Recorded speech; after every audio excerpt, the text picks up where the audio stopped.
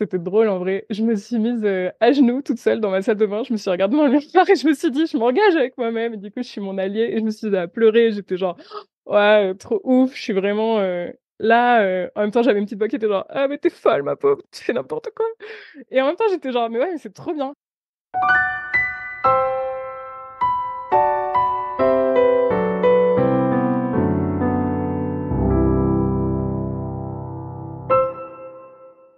Bonjour à tous, bienvenue dans Sologamie, le podcast des célibataires qui n'ont besoin de personne. Je vous présente un nouvel épisode sur le thème du mariage avec soi-même et de l'estime de soi. Je m'appelle Marie-Albert, j'ai 29 ans et j'habite à Cherbourg en France. Je suis aventurière, journaliste et autrice féministe. Je me définis comme une femme cisgenre, célibataire, pansexuelle, française, blanche, jeune, mince, valide et athée. Aujourd'hui, je reçois Nerea. Bonjour Nerea. Salut Marie. Est-ce que tu peux te présenter et te définir pour les personnes qui nous écoutent, s'il te plaît? Ah bah ouais, j'ai pas prévu toute la liste de comment je me définissais comme tu viens de le faire. Bah moi c'est Nerea, je me définis comme, enfin, joyeuse. J'ai pas mal de projets. Je travaille, je fais de la bande dessinée, je fais des conférences, je fais des soins énergétiques et j'accompagne quelques personnes en thérapie. Voilà, ça c'est ce que j'aime faire dans mon quotidien professionnel, on va dire. Et sinon, je suis une grande randonneuse aventurière aussi. Je fais énormément de kilomètres à vélo et à pied. Voilà, je suis cisgenre, je me définis comme elle. Je suis pansexuelle et valide et franco-américaine.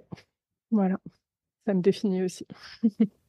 Est-ce que tu veux dire ton âge et où est-ce que tu vis? Eh ben ouais, j'ai 32 ans.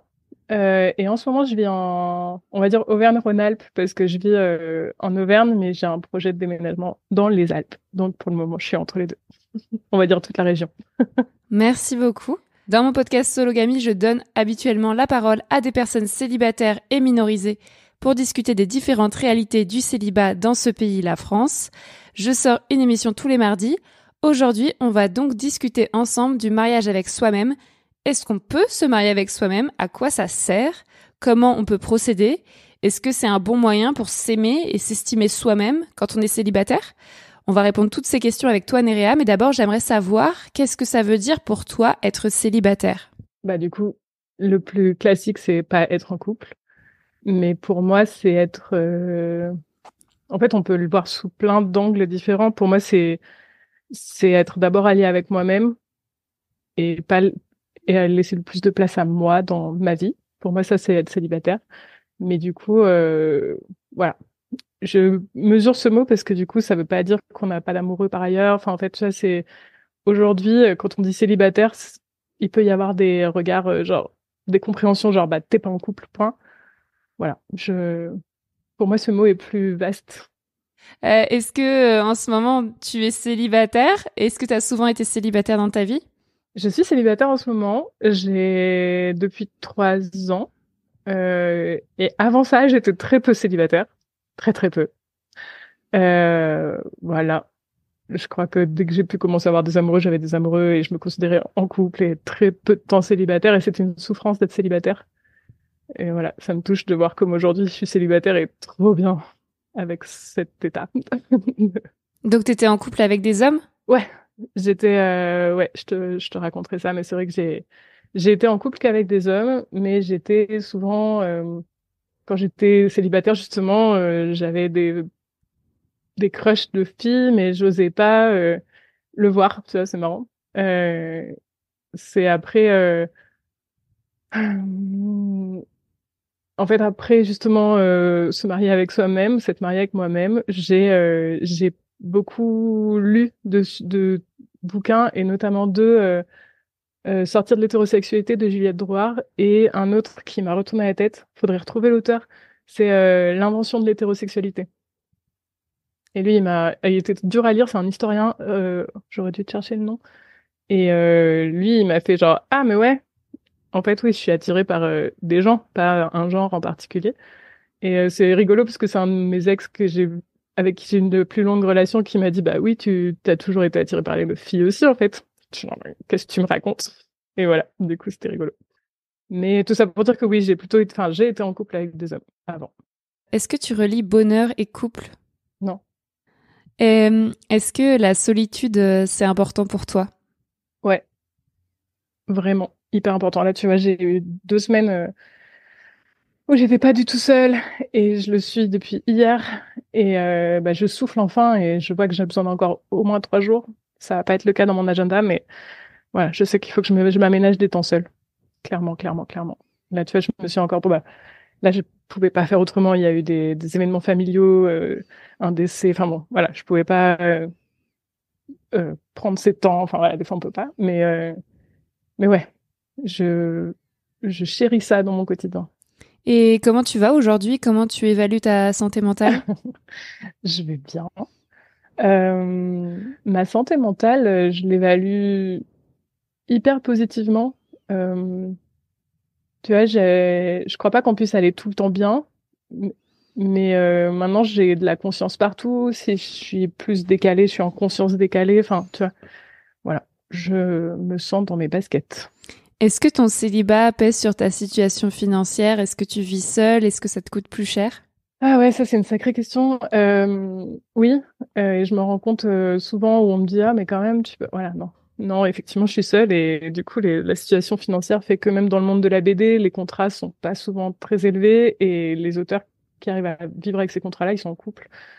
J'ai constaté ça l'année dernière. Bon, c'est pas tout le temps le cas, hein, mais voilà, c'était un des constats que j'ai fait l'année dernière. Euh, donc ouais, là je suis en coloc, tu vois, avec une maman célibataire et son fils. Et je cherche une coloc parce qu'en fait, je veux vivre, moi j'aime vivre dans les grands espaces, c'est dehors et loin de la ville. Donc là, je suis en train de, justement, le plan de déménager dans une coloc, dans une grande maison à la montagne. Mais du coup, forcément, ce sera peut-être pas vraiment le futur, mais actuellement, en tout cas, j'ai pas les moyens de vivre dans une maison comme ça, seule. Voilà. Donc oui, financièrement, bah, je vois que j'ai pas les mêmes moyens que quand j'étais en couple, c'est vrai. Et en même temps, on se débrouille, enfin, tu vois. Comment tu vis ta sexualité en célibataire? Et ça, c'est la grande question. C'est un point que j'ai pas réglé depuis que je suis célibataire. J'aime bien le fait de dire que que je ne partage pas ma sexualité dernièrement. Je vis ma sexualité pour moi. Et j'aime bien ce terme de sexualité partagée ou non. Et donc déjà en ce moment, c'est je vis ma sexualité avec moi. Et et tu vois, mais on en parlera peut-être un peu plus tard, mais je suis en train d'ouvrir des portes que je m'autorisais pas parce que hum, j'ai mesuré que j'avais vachement peur des des MST en fait. Je pense du fait de ma génération, j'en parlais avec une copine qui on a le même âge, enfin comme tu sais, on a été buriné de faut faire attention, c'est dangereux, voilà. Alors oui, oui, ça fait peur et ça peut être dangereux et on préfère pas en avoir et en même temps, euh, voilà, pas se bloquer complètement non plus. Voilà, moi je suis avec ça en ce moment, j'explore ce truc et j'ai pas envie de me forcer là où je peux pas. Et en même temps, bah, du coup, là, je vois des petites portes qui s'ouvrent plutôt avec des femmes, du coup, il se trouve que c'est des femmes, mais en fait, j'ai pris la décision de plus avoir de relations sexuelles avec des gens où je me sentais pas 100% sécure émotionnellement. Et donc, il se trouve que là, il y a des femmes qui entrent dans ma vie, bah, et puis, qui me plaisent, en fait. Et ça faisait un moment que c'était pas arrivé, juste déjà que quelqu'un me plaise, tu vois. Donc, je laisse venir, mon corps, j'ai l'impression qu'il se remet en forme. Tu vois, ça fait que 3 ans que je suis célibataire et que j'explore un peu tout ça. Ça m'empêche pas d'avoir une amoureuse de temps en temps, tout ça, mais du coup, voilà, je laisse mon corps venir tranquillement à ce qu'il a envie et pas forcer. C'est vraiment mon engagement, même tu vois, dans mon travail d'accompagner les gens ou d'écrire, c'est de pas mettre de rapport de force. Et donc, en premier, pas dans mon corps. Ok. Donc les MST, pour les gens qui savent pas ce que c'est des maladies sexuellement transmissibles. Aujourd'hui, on appelle plutôt ça infection sexuellement transmissible, donc IST. Je comprends et je comprends ce que tu dis. Et dernière question rituelle, est-ce que tu es sensible au regard des autres vis-à-vis de ton célibat? Est-ce que tu ressens du jugement ou pas? Non, non, mais et même de moi à moi. Mais du coup, je pense qu'on parlera de ça dans le se marier avec soi-même. C'est venu de mon jugement de moi-même à moi-même, je pense, sur le célibat. Et mais maintenant, pas du tout. et je vis pas. Il y a eu un moment où j'ai un tout petit frère.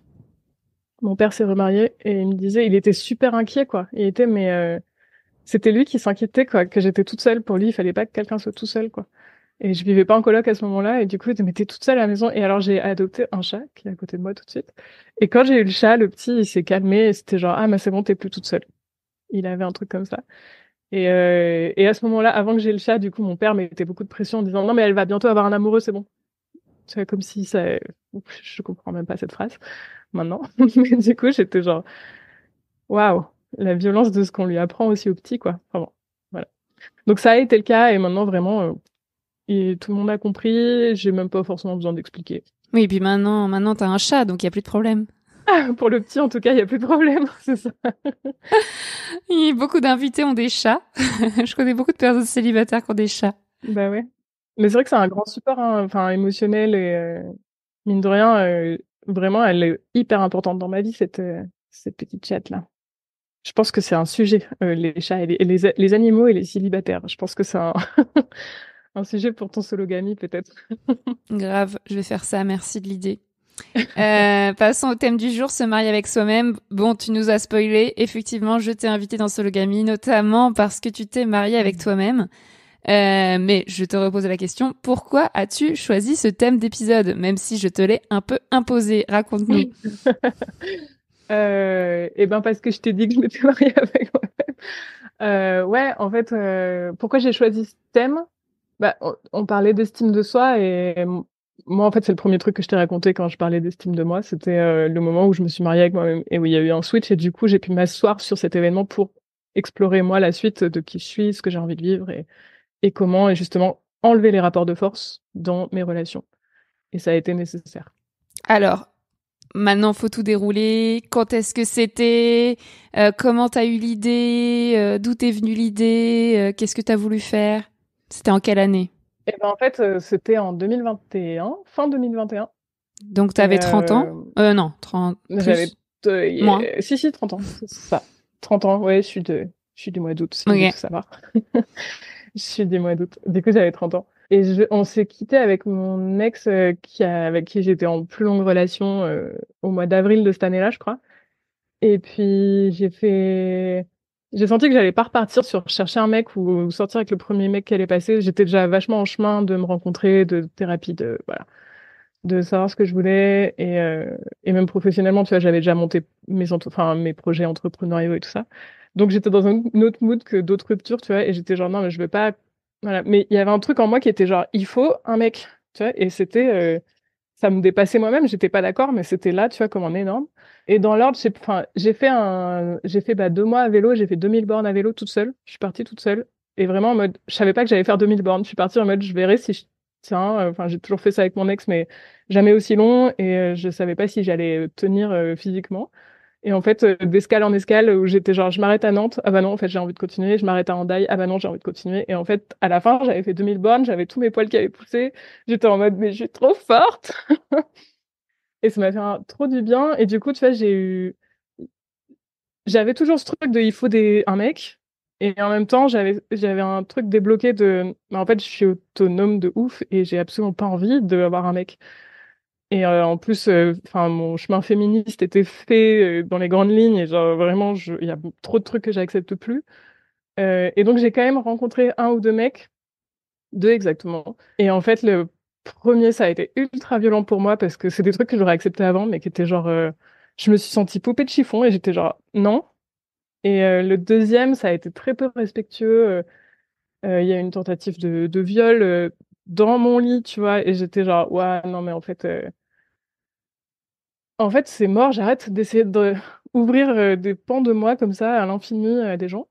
Et je crois que c'était un moment je perdais mes moyens, tu vois, et je crois que c'était après le premier mec. Il venait de partir et je suis allée dans ma salle de bain et j'ai fait non, mais là en fait faut que je m'engage avec moi-même, faut que j'arrête de vivre des trucs pareils, quoi. Et dans la salle de bain, c'était drôle en vrai, je me suis mise à genoux toute seule dans ma salle de bain, je me suis regardée dans le miroir et je me suis dit je m'engage avec moi-même, et du coup je suis mon allié, et je me suis mise à pleurer, j'étais genre ouais, trop ouf, je suis vraiment là, en même temps, j'avais une petite voix qui était genre, ah, mais t'es folle, ma pauvre, tu fais n'importe quoi. Et en même temps, j'étais genre, mais ouais, mais c'est trop bien. Là, je vis un moment, c'était trop fort. Je me rappelle, voilà, j'avais un appart à la montagne et voilà, dans cette petite salle de bain, j'étais genre, mais c'est moi d'abord, en fait. J'arrête de laisser des gens comme ça rentrer dans ma vie, n'importe quoi. Et donc, j'étais dans ce truc où, vraiment pour m'engager quelque part à plus avoir ce truc qui voulait laisser un homme rentrer forcément. Enfin, tu vois, que c'était comme un truc obligatoire qui me dépassait, que je voulais pas. Et donc, en faisant ça, j'ai un peu comme, comment on dit quand tu casses un sort, quoi. Enfin, tu vois, j'ai cassé le sortilège et en fait, j'ai plus ce besoin. Et donc, j'ai pu dire non au deuxième, là, que j'avais rencontré en mode, bah, en fait, non, ça m'intéresse pas du tout. Voilà, merci.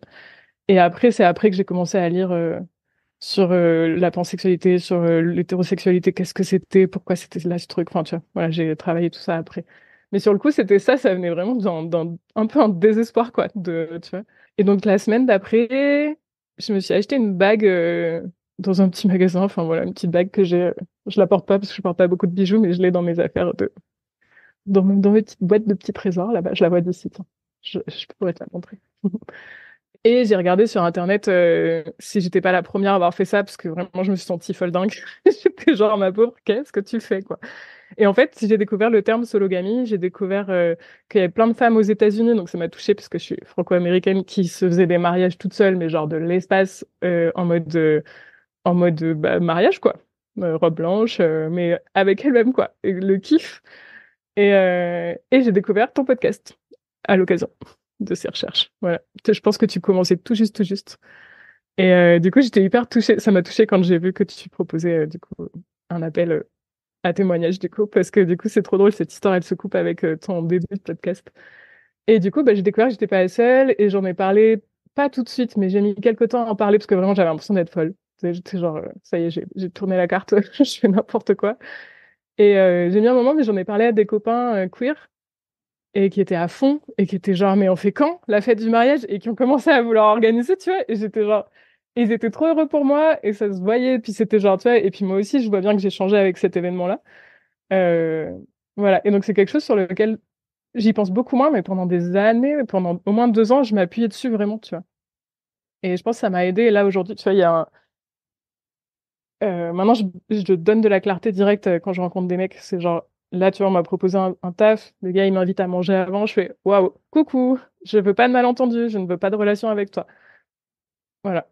Et tu vois, ça me donne des trucs comme ça où, en fait, sinon, le sexisme et le rapport de force est un peu tout le temps là. Tu sais jamais. Enfin, c'est la culture du viol, en fait, moi, qui est tout le temps là. Et du coup, voilà, je désamorce ce truc maintenant super facilement en sachant que je m'appuie sur moi-même, tu vois. Sachant que je sais que t'as commencé en disant qu'on a besoin de personne et je sais que j'ai quand même besoin de monde et que je suis ma meilleure alliée, mais je suis entourée de monde merveilleux. Et, et justement, ouais, après je te laisse reprendre la parole, mais du coup, justement, c'est un endroit où j'ai beaucoup plus de temps précieux avec mes amis qui avant avaient du mal à exister dans une relation avec un homme. Tu vois, c'était vraiment les princesses Disney, quoi.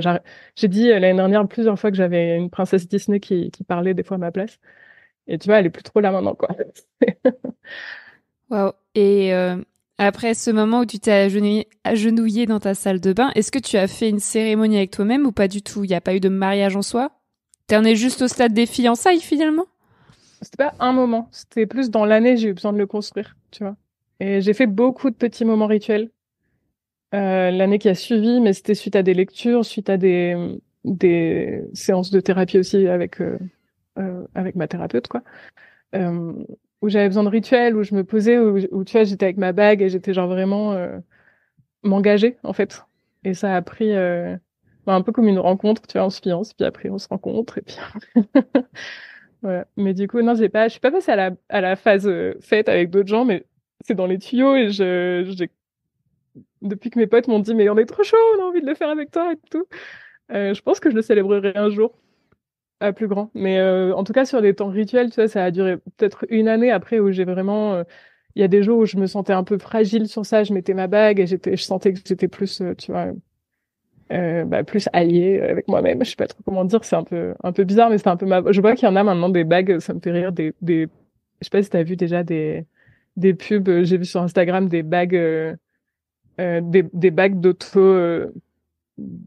pas fiançailles, mais j'en ai vu, je pourrais t'envoyer avec un petit mot écrit exprès, quoi, en fait. Tu vois, je suis ma meilleure alliée, ou je sais plus ce qui est écrit, mais j'ai vu ça passer, ça m'a fait rire. Peut-être que c'est parce que c'est moi, mais tu vois, pour le coup, j'en ai pas parlé beaucoup de ça. Donc, voilà. Ouais, ça m'intéresse. Mais donc, on peut dire que tu as construit ton mariage petit à petit. Est-ce que tu peux nous parler de ces moments rituels? Qu'est-ce que c'est, par exemple? Je sais pas si je saurais te dire là précisément. Tu vois, c'était vraiment inclus dans. Je prends beaucoup de temps pour moi, pour m- m'explorer, sentir comment je vais. Tu vois, j'aime bien être dans l'être plutôt que dans le faire. Donc, j'ai besoin de beaucoup de temps pour sentir vers quoi mon corps a envie d'aller. Et c'est un peu inclus dans ces moments-là, tu vois. Mais du coup, j'aurais du mal à te dire, c'était le 12 janvier à telle heure. Enfin, c'était plus comme ça. Alors, ah tiens, j'y repense, ouais, je suis vraiment engagée avec moi-même. Ouh, c'est trop bien, tu vois. Plus quelque chose de cet ordre-là qui passe parmi le reste, mais dans des moments où je me donne ces espaces justement de seul, comme tu disais un peu au début. Donc, le moment le plus important, enfin, qui t'a le plus marqué, c'est ce moment où tu t'es engagé avec toi-même dans ta salle de bain. Ouais, ce moment de miroir là. Voilà. Ouais, voilà, les fiançailles, on va dire. C'est ça qui m'a le plus. Ouais. Et ta bague, tu la portes pas au quotidien. Non, pas du tout. Non, alors je supporte pas les bijoux. Mais du coup, non, mais puis alors je la porte plus du tout. Mais je l'ai eu portée ouais, pendant 2 ans régulièrement, quoi. Et j'étais genre. Alors, je vais pas aller finance pour le moment, mais j'ai rencontré une personne qui fait des bagues sur mesure. Et donc, dans les projets, j'ai aussi cette bague. Ça reste dans mes projets c'est- voilà, quand j'aurai les moyens de me faire ma bague avec une petite pierre que j'ai, voilà, pour que ce soit ma bague à moi. Voilà. Parce que là, c'est un truc un peu de pacotille qui est pas confortable à porter non plus. Voilà. Mais je la vois tout le temps en fait. Tu vois, elle est sur mon petit hôtel là, dans ma chambre. Je l'ai à vue tout le temps. J'y pense pas, mais tu vois, je l'ai à vue. Et tu la mets sur le doigt, comment il s'appelle? Celui où on met les vraies bagues? Ouais, je crois que c'est ça, c'est celui-là. Ouais. Je sais pas. Et les gens te pensent pas que t'es en couple ou marié, du coup? Ou te posent pas des questions? J'en sais rien. Non, ça les concerne pas. Non, on me pose pas de questions. Peut-être que quand ce sera ma bague un peu plus faite pour moi et tout, faite par la personne, la bijoutière, du coup, je pense. Euh, Peut-être que là, oui, mais là, c'est vrai qu'en plus, ça se voit pas des masses, ça reste une petite bague, voilà. Mais non, et je suis quand même, pour rebondir sur ta question, je me suis quand même entourée aussi de gens, ça arrive plus beaucoup qu'on me pose des questions, que ce soit sur mon célibat, enfin, je suis entourée de gens de plus en plus ouverts sur faire famille autrement, enfin, tu vois, redéfinir un peu les liens et pas rentrer dans des normes, quoi. Donc, en fait, je crois qu'autour de moi, ça pose pas des masses de questions, non. D'accord. Alors plutôt, tu nous as parlé de faire éventuellement une fête plus tard, puisque tes amis sont motivés. Est-ce que ce serait quelque chose que tu envisages sérieusement ou ce serait juste pour leur faire plaisir? Et qu'est-ce que ce serait un mariage, une célébration pour toi? Ah non, ce serait vraiment pour me faire plaisir. Et je serais encore plus joyeuse de les avoir, mes amis, avec moi. Mais en fait, tu sais, c'est genre, pour le coup, ça, je pense que, tu vois, j'ai grandi avec ce truc de, je vais changer de nom de famille, parce que si je me marie, je vais changer de nom de famille. Je vais faire cette grande fête, qui est un moment super important, machin. Enfin, j'ai vraiment grandi, puis j'ai grandi dans un milieu sexiste, clairement. Donc, j'avais vraiment ça comme objectif, en fait, de vie.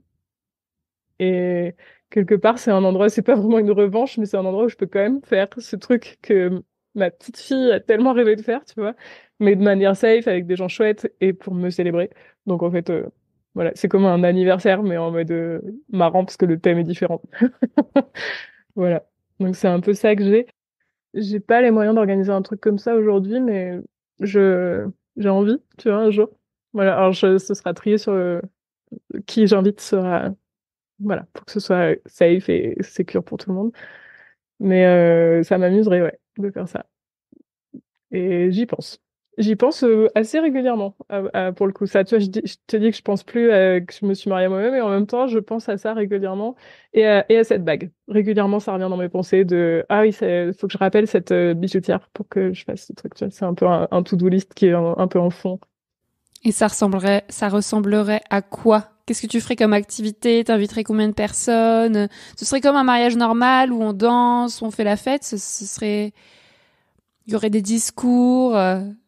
T'inviterais tes parents. Non, non, ce serait avec mes amis proches et ouverts à ça et à ce genre de fantaisie que je fais. Et ce serait hyper joyeux et on serait tous. Enfin voilà, je vois bien du déguisement et un week-end marrant et à la montagne et en randonnée, voilà. Une fête qui me ressemble pas à un truc à l'américaine avec un château et voilà.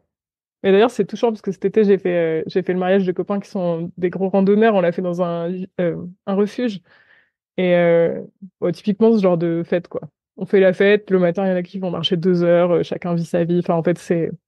Voilà. Waouh, ça envoie du lourd. Et est-ce que tu connais d'autres personnes qui se sont mariées avec elles-mêmes ou est-ce que tu conseilles à d'autres personnes de le faire?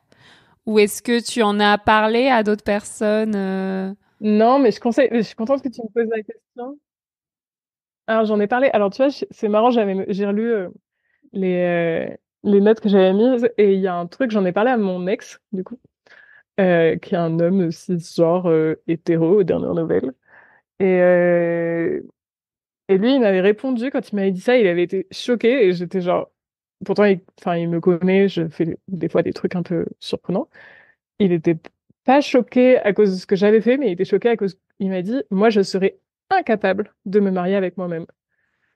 Et j'étais genre, mais pourquoi? Et en fait, c'est parce qu'il ne se faisait pas, enfin, il se serait pas engagé avec lui-même, en fait, tu vois. Puis, mais en fait, je pourrais pas. Et ça, quand il m'avait dit ça, ça m'avait fait un. Ça faisait pas longtemps qu'on s'était séparés, j'avais encore un peu envie, pourquoi pas, de re-être avec lui. Enfin, tu vois, il y avait encore des mélanges de sentiments. Et quand il m'avait dit ça, ça m'avait refroidi. J'étais genre, waouh, je peux pas m'engager avec quelqu'un qui peut pas s'engager avec lui-même. C'est ultra mort, en fait. Et, euh, et je pense pas que ce soit facile, effectivement. Enfin, moi, ça a été un long chemin pour effectivement avoir ce.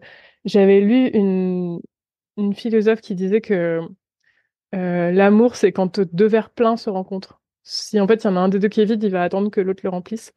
Et tu vois, quand mon ex il m'avait dit ça, là, qu'il était incapable de se marier avec lui-même et qu'il prenait la mesure de comment moi j'arrivais à m'aimer, être en lien avec moi-même et aimer aussi mon côté dark, enfin, tu vois, parce qu'on a tous des traumas et des trucs, mais en fait, je m'engage aussi avec ces endroits-là de moi. Et voilà, du coup, oui, je recommande et en même temps, je mesure que c'est un chemin qui est pas forcément facile. Et voilà, je suis contente de nommer ça, tu vois, parce que ça m'avait vraiment fait un truc de genre, waouh, on se pose pas cette question. Et je pense que ce serait la première question à se poser pour s'engager avec quelqu'un, c'est est-ce qu'il est prêt à s'engager avec lui-même et est-ce qu'il l'a déjà fait, en fait, tu vois, sans forcément le nommer, je me marie avec moi-même, mais en fait, dans ce sens-là. Et tu vois, les personnes que je rencontre aujourd'hui, c'est des gens quand je te dis que j'ai des trucs où je recommence à être un peu amoureuse et c'est des personnes qui s'assument, qui s'aiment profondément et c'est moi c'est ça qui m'attire. C'est ça enfin je vis plus du tout l'amour comme tu sais bah du coup après je suis thérapeute et je travaille aussi sur les traumas. Pour moi les papillons dans le ventre c'est de l'ordre du trauma en fait parce qu'on est sur un enfin j'imagine que tu as déjà fouillé tout ça mais du coup c'est le corps qui a peur et qui se remet dans un ordre d'attachement de quand il était petit, qui le rassure mais qui est hyper inconfortable. Et du coup, moi, ça ressemble plus du tout à ça. Quand je tombe amoureuse, c'est genre, ouais, je suis bien avec cette personne, elle est bien avec elle-même, elle assume qui elle est. Et, euh, et tu vois, dans ce monde-là, on peut avoir plusieurs amoureux parce qu'en fait, on peut se respecter, on peut parler, on peut communiquer. Et dans ce monde-là, on peut aussi. Moi, j'aime bien explorer en ce moment le désir. Je désire quelqu'un. Euh, J'avais fait un stage tantra trop chouette où j'avais désiré quelqu'un et puis j'avais pu le nommer parce qu'on était dans un espace safe entre meufs. Voilà, il n'y avait pas de. Et du coup, j'avais pu lui nommer, voilà, je te désire. Et elle m'avait remercié, elle m'a dit, bah moi pas, mais je te remercie parce que ça m'aide à comprendre ce que vit. Elle avait une amie qui l'a désiré aussi, puis du coup, elle a pu me poser des questions et du coup, elle a pu renouer avec son amie. Et depuis cette rencontre-là avec cette fille, genre, ça m'a rien fait elle me désire pas parce que j'avais pas d'enjeu, en fait. Elle m'a dit, bah, pas moi, ok. Voilà, mais moi, je sais que je suis pas moche, je suis pas, enfin, tu vois, je suis tranquille avec moi-même, donc ça m'a pas remis en question. Et deuxièmement, la relation a continué, on est devenus amis après, tu vois. Et en fait, le désir m'appartient et je peux en faire ce que je veux. Voilà. Et moi, j'aime beaucoup explorer ça et c'est pas évident parce que c'est tellement pas commun. Donc, j'ai du mal à le dire en dehors d'espaces safe comme ça. Mais tu vois, il y a des amis à qui j'aurais voulu dire récemment, waouh, tu me plais énormément, mais je sais que ça aurait mis en péril notre relation amicale, tu vois. Voilà. Et par ailleurs, et si j'ai pu le dire à un ex à qui je reparlais, et qui m'avait dit, et j'étais genre, ouais, ben, j'aimerais bien en fait te revoir. Et il m'avait dit, ah ouais, moi en ce moment, je veux personne dans ma vie. J'étais genre, il y a rien qui peut plus m'enlever le désir aussi, tu vois, de dire, ah ben, en fait, t'as pas envie, bah, du coup, je vais pas me monter un plan dans la tête, je m'arrête là, c'est tout. Voilà. Voilà, j'explore ce truc là en ce moment du désir qui m'appartient. On est tellement dans une société où le désir, c'est comme, bah, tu vois, vraiment ce truc les femmes sont responsables du désir des hommes. Non, non, enfin, stop. Voilà. Et j'aime bien m'appuyer là-dessus sur, bah, ça revient à l'estime de soi, en fait. C'est genre, je m'estime, si quelqu'un me désire pas en échange de mon désir, c'est pas grave, en fait. Je suis toujours moi, je suis là. Ça va. Et si ça va pas, je peux aller, c'est intéressant, je peux aller le rencontrer, aller voir avec un thérapeute éventuellement, tu vois, pour aller un peu plus loin, quoi. Donc ce que j'ai compris, c'est que à la fois pour se marier avec soi-même, faut déjà s'estimer soi-même, puisque tu parles de ton ex qui ne s'aimait pas suffisamment pour envisager de s'engager avec lui-même. Toi, tu t'es engagé avec toi-même au moment où tu n'étais pas, peut-être pas super, enfin, tu t'estimais peut-être pas au top comme aujourd'hui, mais ça a été quelque chose qui t'a accompagné de te marier avec toi-même. Ça t'a permis aussi de t'estimer, de t'aimer de plus en plus jusqu'aujourd'hui, c'est ça? Ouais, exactement. Merci pour ce résumé. Et je pense que ça a été nécessaire. Ça a coupé avec cette croyance que je me racontais, qu'on m'a raconté, que j'ai cru, de, de dépendre d'un homme, quoi, en fait, tu vois. Ça a été super nécessaire, en fait, pour que je déconstruise ça, qui était vraiment hyper lourdingue chez moi. Enfin, asséné depuis des générations dans ma vie, je pense. Et tu connais pas d'autres personnes qui se sont mariées avec elles-mêmes? Écoute, non, pas dans mon entourage. Euh, Après, j'en ai vu, parce que j'ai fait des recherches un peu, j'ai vu qu'il y avait des gens, bah, aux États-Unis, beaucoup, qui avaient fait ça, même avec voilà, comme je disais au début, avec des fêtes fastueuses, et tout ça. Et ça m'a soutenue, mais non, j'en connais pas autour de moi. Mais j'aimerais, si vous êtes marié avec vous-même. Et est-ce que tu conseillerais aux personnes qui nous écoutent de tenter l'aventure? Ouais. Ah ouais, tu vois, ça me fait des frissons de genre d'amour de soi, de genre. C'est un chemin, par contre. Enfin, c'est un chemin, quoi. C'est un chemin de soi à soi. Et je pense que c'est pour ça que moi aussi, enfin, je me suis beaucoup formée sur accompagner au trauma et au trauma développemental surtout. C'est pour ça, je pense aussi que j'accompagne pas forcément sur ces questions, mais que j'accompagne les gens parce que en fait, quand on est accompagné, c'est qu'on revient vers s'estimer au final et être autonome dans nos vies, quoi. Et donc oui, je recommande.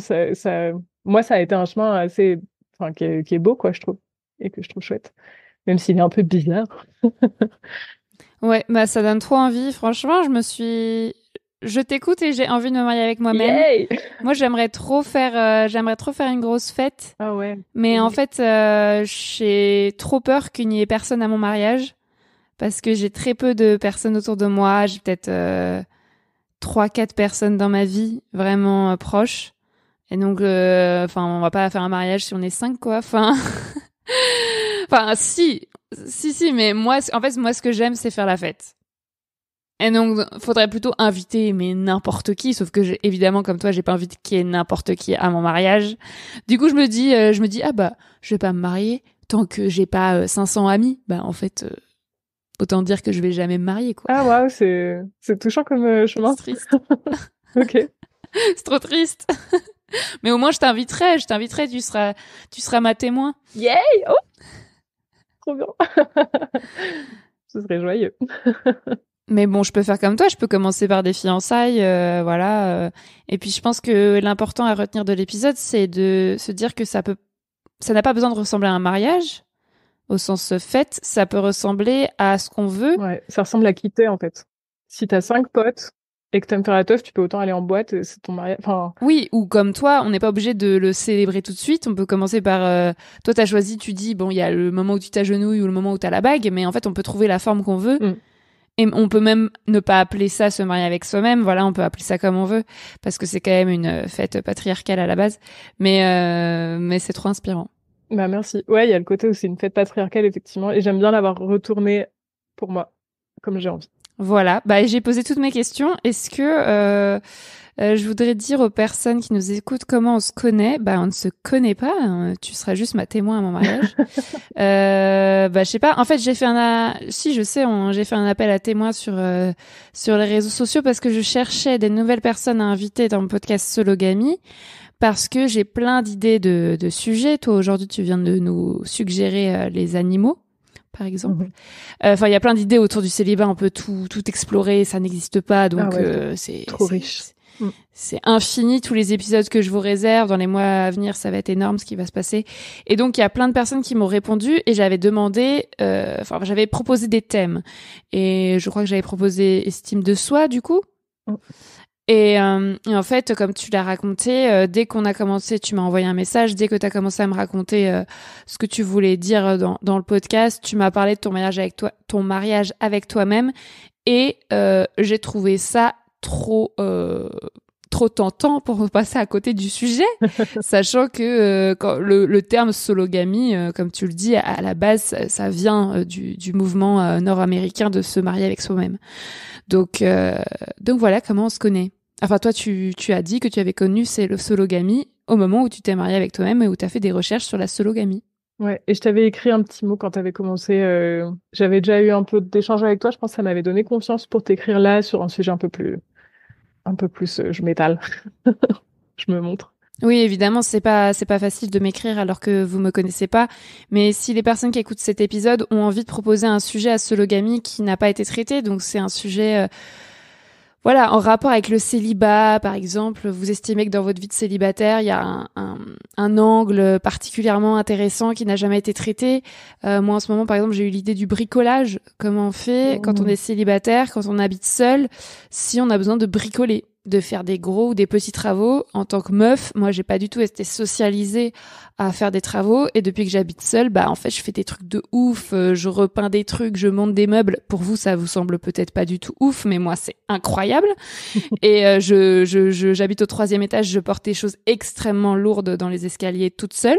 Bon, voilà, j'aimerais trop faire un épisode sur le bricolage. Donc, n'hésitez pas à m'écrire, mais évidemment, je comprends que ce soit difficile d'écrire à quelqu'un qu'on ne connaît pas.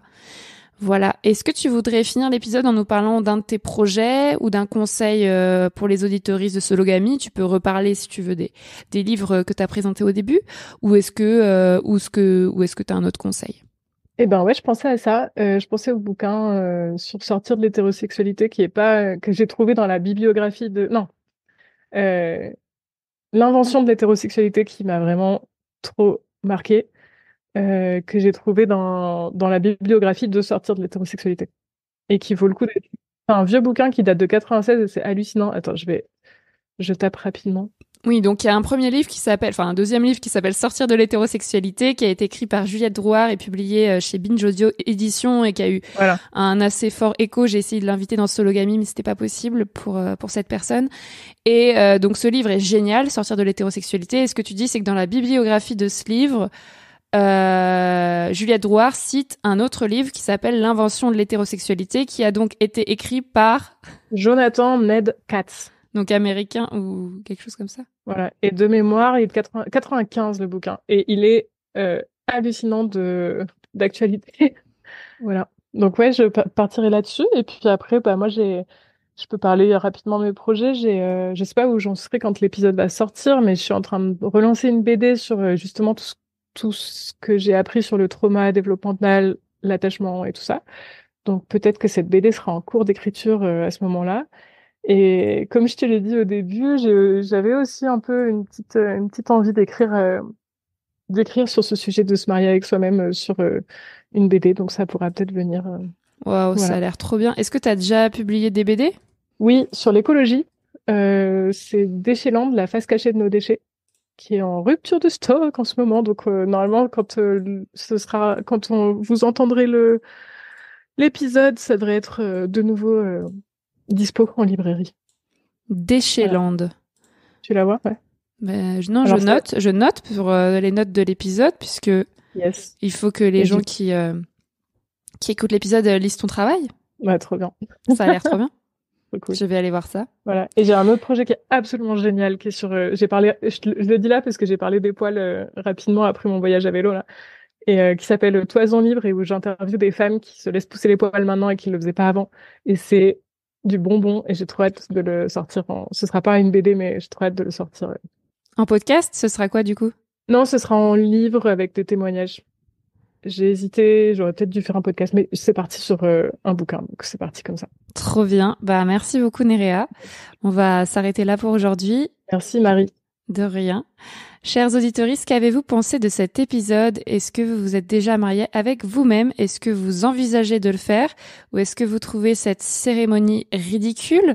Est-ce que vous voulez venir à mon mariage? Dans ce cas, donnez-moi de l'argent. Non, je rigole. Voilà, vous pouvez m'écrire pour me répondre. Mon pseudo à moi, c'est Marie-Albert-FR sur tous les réseaux sociaux. Aujourd'hui, je voudrais remercier quelqu'un d'autre, Gladys, qui m'a écrit sur Instagram le 10 octobre 2023 pour réagir à l'épisode 33 de Sologamy qui s'appelle « Je me masturbe ». Gladys écrit « Il est super. J'ai découvert Sologamy il n'y a pas très longtemps alors que j'écoutais souvent ton autre podcast Marie sans filtre. Et tu vois, j'ai beau être une nana en couple avec un enfant, ça me parle tellement. Mieux, ça me remet dans la nostalgie du célibat par moments. En plus, je te trouve vraiment très drôle, tes réflexions sont méga intéressantes et ça fait du bien de t'écouter. Tu es une des seules à être aussi franche et je salue ça. Bref, il est génial ton podcast et j'ai très hâte d'en écouter plein d'autres. Force. Merci Gladys. J'ai pris beaucoup de pommade là, je suis très contente. Ça me fait très plaisir. Voilà, chers auditeurs, vous pouvez donc commenter ce podcast sur la plateforme d'écoute que vous utilisez, m'écrire sur les réseaux sociaux ou soutenir financièrement mon travail sur Patreon. Merci à tous et à la semaine prochaine pour un nouvel épisode. Au revoir Nerea. Ciao.